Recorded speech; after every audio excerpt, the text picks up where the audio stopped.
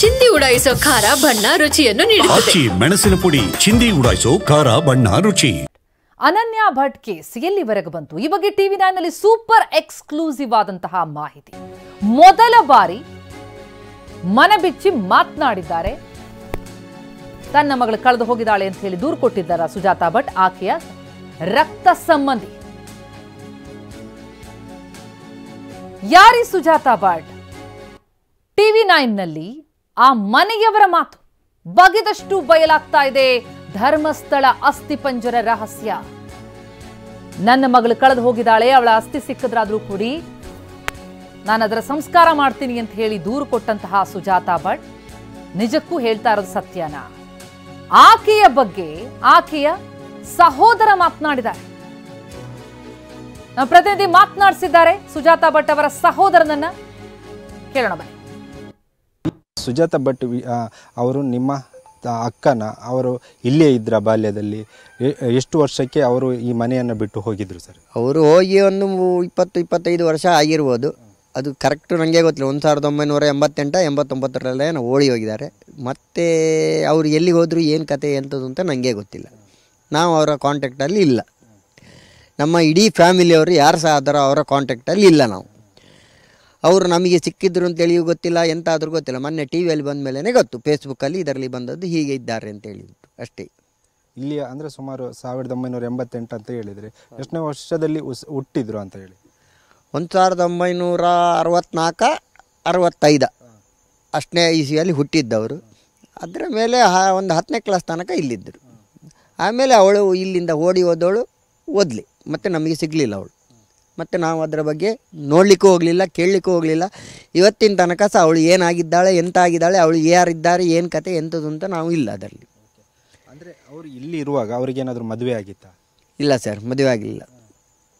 ಮದುವೆನೂ ಆಗಲಿಲ್ಲ, ಏನೂ ಇಲ್ಲ. ಅವಳು ಹಾಗೆ ಓಡಿ ಹೋಗಿದ್ದಾಳೆ, ಯಾರೊಟ್ಟಿಗೆ ಓಡಿ ಹೋಗಿದ್ದಾಳೆ. ಯಾರು ಅಂತ ನಮಗೆ ಸಹ ಗೊತ್ತಿಲ್ಲ, ನಾವು ಕೇಳಲಿಕ್ಕೂ ಹೋಗಲಿಲ್ಲ. ಅವರಿಗೆ ಇಲ್ಲಿರುವಾಗಲೇ ಮದುವೆ ಆಗಿತ್ತಾ ಅಥವಾ ಮಕ್ಕಳಿದ್ರ, ಏನು ಕತೆ ಸರ್? ಇಲ್ಲಿರುವ ಮದುವೆನೂ ಆಗಲಿಲ್ಲ, ಮಕ್ಕಳೂ ಇರಲಿಲ್ಲ. ಅವಳು ಹೇಳುವುದೆಲ್ಲ ಸುಳ್ಳೆ.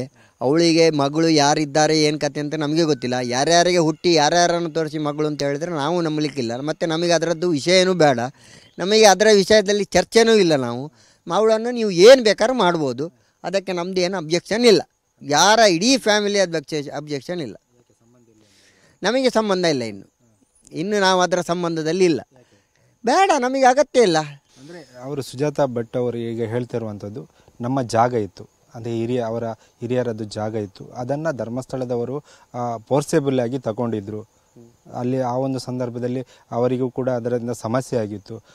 ಅದಕ್ಕೆ ಅಂದರೆ ಆ ಜಾಗವನ್ನು ಕೇಳಲಿಕ್ಕೆ ಹೋದ ಸಂದರ್ಭದಲ್ಲಿ ಕೂಡ ನಮಗೆ ಅಲ್ಲೇ ಯತ್ನಕ್ಕೆ ಕೂಡ ಮಾಡಿದರು. ಅವರದ್ದು ಸಹಿ ತಗೊಳ್ಳಿಲ್ಲ, ಯಾವುದು ಕೂಡ ಲೀಗಲ್ ಆಗಿ ಮಾಡಲಿಲ್ಲ, ಫೋರ್ಸೇಬಲ್ ಆಗಿ ತಗೊಂಡಿದ್ರು. ಅವರು ಕೆಲವೊಂದು ಕಡೆಯಲ್ಲಿ ಅವರು ದಾನ ಕೊಟ್ಟಿದ್ದರು, ನಿಮ್ಮ ಹಿರಿಯರು ದಾನ ಕೊಟ್ಟಿದ್ದರು ಆ ಜಾಗವನ್ನು ಎಂಬುದರ ಬಗ್ಗೆ ಕೂಡ ಚರ್ಚೆ ಆಗ್ತುಂಟು. ಏನು ಸರ್ ಆ ಜಾಗದ ವಿಷಯ ಏನು ಅಂತ? ಸರ್, ಜಾಗ ಅದು ಅಜ್ಜನ ಹೆಸರಿಗೆ ಬಂದದ್ದು ದಾನ. ಶೃಂಗಾರಮ್ಮ ಅಂತೇಳಿ ಬಳ್ಳಾಳರು ನಮಗೆ ಅಜ್ಜನಿಗೆ ದಾನ ಕೊಟ್ಟದ್ದು. ಅಜ್ಜ ಅನಂತ ಪದ್ಮನಾಭ ಉಪಾಧ್ಯ ಅವರಿಗೆ ಕೊಟ್ಟದ್ದು. ಆವಾಗ ನಾವು ಅಲ್ಲಿ ಹುಟ್ಟಿ ಬೆಳೆದು ನಾವು ನಮ್ಮ ಅಪ್ಪ ಮತ್ತು ತಮ್ಮಂದರು ಎಲ್ಲ ಒಟ್ಟಾಗಿ ಅಲ್ಲೇ ಇದ್ದರು. ಆಮೇಲೆ ಒಬ್ಬೊಬ್ಬರು ಒಂದೊಂದು ಬಿಸ್ನೆಸ್ಸಿಗೆ ಅಂತೇಳಿಬಿಟ್ಟು ಹೊರಗಡೆ ಹೋದರು, ಡಿವೈಡೆಡ್ ಆದರು. ನಮ್ಮ ಅಪ್ಪ ನೋಡಿಕೊಂಡು 28-29 ವರ್ಷದಿಂದ ನಮ್ಮ ಅಜ್ಜನೊಟ್ಟಿಗೆ ಇದ್ದುಕೊಂಡು ಅಲ್ಲಿ ನೋಡ್ಕೊಳ್ತಾ ಇದ್ದರು. ಆಮೇಲೆ ಅಲ್ಲಿ ಏನೋ ಒಂಚೂರು ಮನಸ್ತಾಪ ಆಯಿತು ನಮ್ಮ ಅಣ್ಣ ತಮ್ಮಂದರಲ್ಲಿ. ಹಾಗೆ ಒಬ್ಬೊಬ್ಬರೇ ಜಾಗ ಖಾಲಿ ಮಾಡಿಕೊಂಡು ಒಬ್ಬರು ಬೆಂಗಳೂರಿಂದ ಬಂದು ಇಲ್ಲಿದ್ದರು. ಅವರು ಇಲ್ಲಿದ್ದವರು ಅದನ್ನು ದೊಡ್ಡ ಇದು ಮಾಡಿ ಎಂಥದ್ದು ಮನೆಯೆಲ್ಲ ತೆಗೆದು ರಿನೋವೇಷನ್ ಮಾಡಿ ದೇವಸ್ಥಾನ ಅಂತೇಳಿ ಮಾಡಿ ಎಲ್ಲ ಇದು ಮಾಡಿದರು. ಆವಾಗ ನಮ್ಮ ಅಪ್ಪನ ಹತ್ರ ಖಾಲಿ ಪೇಪರಲ್ಲಿ ನಮ್ಮ ಇನ್ನೊಂದು ಚಿಕ್ಕಪ್ಪ ಅವರನ್ನೆಲ್ಲ ನಂಬಿಕೊಂಡು ಖಾಲಿ ಪೇಪರಲ್ಲಿ ಸೈನ್ ತಗೊಂಡು ಅದನ್ನು ಆಮೇಲೆ ಟ್ರಸ್ಟ್ ಮಾಡ್ತೀನಿ ಅಂತೇಳಿ ಹೇಳಿ ಟ್ರಸ್ಟ್ ಮಾಡಲಿಕ್ಕೆ ಹೋದರು. ಅದರ ಮೇಲೆ ಇವರು ಅದನ್ನು ಎಂತ ಮಾಡಿದರು, ಏನು ಮಾಡಿದರು ಗೊತ್ತಿಲ್ಲ. ಧರ್ಮಸ್ಥಳದವರಿಗೆ ದುಡ್ಡಿಗೆ ಕೊಟ್ರಾ, ಹಾಗೆ ಕೊಟ್ರಾ, ಇದು ಕೊಟ್ರಾ ನಮಗೆ ಗೊತ್ತಿಲ್ಲ. ಅಂತೂ ನಾವು ಅದರ ಆಸೆ ಬಿಟ್ಟು ಕೂತ್ಕೊಂಡಿದ್ದೀವಿ. ನಮ್ಮ ಅಪ್ಪನಿಗೆ ಒಂದು ಗುಡ್ಡೆ ಮಾರಿದರಲ್ಲಿ 1.5 ಲಕ್ಷ ರೂಪಾಯಿ ಕೊಟ್ಟಿದ್ದಾರೆ, ಇಲ್ಲ ಅಂತ ಹೇಳೋದಿಲ್ಲ. ಆ 1.5 ಲಕ್ಷದಲ್ಲಿ ನಾವು ಇಲ್ಲಿ ಮನೆ ಮಾಡಿಕೊಂಡು ಇದ್ದೀವಿ. ಮತ್ತು ಇವತ್ತಿಗೂ ನಾವು ಆ ಧರ್ಮಸ್ಥಳದ ಬಗ್ಗೆ ಏನು ಹೇಳೋದಿಲ್ಲ, ಯಾರು ತಗೊಂಡೋದಕ್ಕೂ ಏನು ಹೇಳೋದಿಲ್ಲ. ನಮಗೆ ಇನ್ನೂ ಅದು ಬಂದರೂ ಬೇಡ. ಅಂದರೆ ಸುಜಾತಾ ಭಟ್ ಅವರು ಹೇಳೋದು ಅಂದರೆ ನಮ್ಮದು ಸೈನನ್ನು ತಗೊಳ್ಳಿಲ್ಲ, ಅವರು ಫೋರ್ಸೇಬಲ್ ಆಗಿ ತಗೊಂಡಿದ್ರು. ಸುಜಾತ ಭಟ್ಟಿಗೆ ಸೈನ್ ತಗೊಳ್ಳುವ ಅಗತ್ಯ ಇಲ್ಲ. ಯಾಕಂದರೆ ನಮ್ಮ ಅಪ್ಪಂದರು ಎಲ್ಲ ಇರಬೇಕಾದ್ರೆ ನಮ್ಮ ಅಪ್ಪನಿಗೆ ಹೆಸರು ಬಂದ ಮೇಲೆ ನಮ್ಮ ಅಪ್ಪನಿಗೆ ಆದಮೇಲೆ ಸುಜಾತ ಭಟ್ಟಿಗೆ ಸೈನ್ ಕೊಡಬೇಕು. ಇದು ಸುಜಾತ ಭಟ್ಟಿಗೆ ಸೈನ್ ತಗೊಳ್ಳೋ ಸಮಸ್ಯೆನೇ ಇಲ್ಲಲ್ಲ. ಅಲ್ಲಿ ನಮ್ಮ ಅಪ್ಪನ ಹೆಸರೇ, ನಮ್ಮ ಅಪ್ಪನ ಸೈನ್ ಆಗಬೇಕಲ್ಲ. ನಮ್ಮ ಅಪ್ಪನ ಸೈನ್ ಆಗಿ ಅದು ಪಾಲ್ಪಟ್ಟಿ ಆದರೆ ಮಾತ್ರ ಸುಜಾತ ಭಟ್ಟು ಸೈನ್ ತಗೊಳ್ಬೇಕು. ನಮ್ಮ ಅಪ್ಪನ ಹೆಸರಿಗೆ ಬಂದಿದ್ದರೆ ಅದು ಸೈನ್ ತಗೊಳ್ಳೋದು ಸಮ. ನಮ್ಮ ಅಪ್ಪನ ಹೆಸರಿಗೆ ಏನು ಬರಲಿಲ್ಲ. ಅದೇ ಒಂದು ಜಾಗದ ವಿಷಯವನ್ನು ಇಟ್ಟುಕೊಂಡು ಧರ್ಮಸ್ಥಳದವರು ಸುಜಾತ ಭಟ್ ಅವರ ಮಗಳ ಮೇಲೆ ಅತ್ಯಾಚಾರ ಮಾಡಿದರು, ಇನ್ನಿತರ ಅಂದರೆ ಮಾಡಿದ್ದಾರೆ ಅಂತ ಅವರು ಆರೋಪ ಮಾಡ್ತಿದ್ದಾರೆ.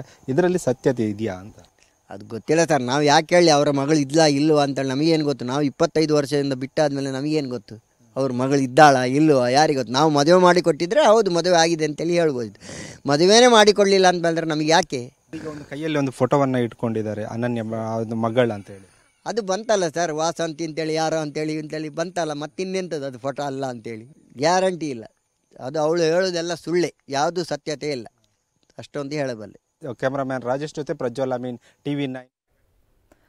ಎಸ್, ಇದು TV9ಗೆ ಎಕ್ಸ್ಕ್ಲೂಸಿವ್ ಆಗಿ ಸುಜಾತ ಸಹೋದರ ಮಾತನಾಡಿದ್ದಾರೆ. ಆಕೆ 25 ವರ್ಷದ ಹಿಂದೆಯೇ ಮನೆ ಬಿಟ್ಟು ಹೋದ್ರು ಅಂತಿದ್ದಾರೆ. ಜೊತೆಗೆ ಅವರು ನಮ್ಮಲ್ಲಿ ವಿನಂತಿಸ್ಕೊಂಡ್ರು, ಹಾಗಾಗಿ ಅವರ ಮುಖವನ್ನ ಮಾಸ್ಕ್ ಮಾಡಲಾಗಿರುವಂಥದ್ದು. ಸುಜಾತ ಭಟ್ ಸಹೋದರ ಮಾತನಾಡಿದ್ದಾರೆ.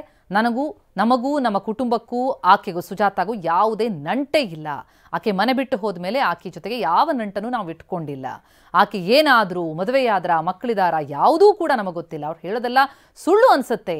ಆದರೆ ಜೊತೆಗೆ ಜಮೀನಿನ ವಿಚಾರಕ್ಕೆ ಸಂಬಂಧಪಟ್ಟಂತೆ ಕೂಡ ಸಂಬಂಧ ಇಲ್ಲ ಅಂದಿದ್ದಾರೆ.